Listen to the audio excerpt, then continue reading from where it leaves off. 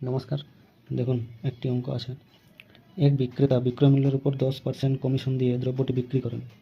দ্রব্যটির মূল্য 900 টাকা এবং 15% লাভ করতে চান। তাহলে দ্রব্যটির বিক্রয় মূল্য কত? এটা আমরা বলেছি।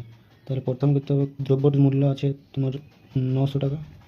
এরপর বলে যে 15% লাভ করতে 15% লাভ করতে হলে 15/100, এটা কাটাকাটি করলে হয় 15 135। আগে ছিল দ্রব্যটির 900 টাকা দাম, এখন হলো দ্রব্যটির 135 টাকা 15% লাভ, মানে 900 যুক্ত 135 সমান হয়ে গেল 1035। তারপর বলা হয়েছে 10% দ্রব্যটি বিক্রি করেন, মানে কমিশন দিয়ে দ্রব্যটি বিক্রি করেন। এর অর্থাৎ হলো, যদি কোনো জিনিস 100 টাকায় কিনে তাহলে 10% কমিশন দিতে হবে, মানে ওটা দিতে হবে 90 টাকা বিক্রি করতে হবে। এর অর্থ হলো 90 টাকায় যদি 100 টাকা, 90 মান 100, তো একের মান হয়ে গেল 100/90। এরপর বলছে 1035। 1035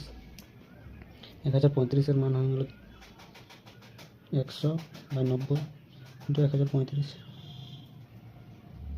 একটা শূন্য বাদ দিয়ে 9, 135কে কাটিয়ে দিলাম। 9 1 9, 13, 9 4 13, 9 1 9, 4, 5 45, 5 9 45, 115। তাহলে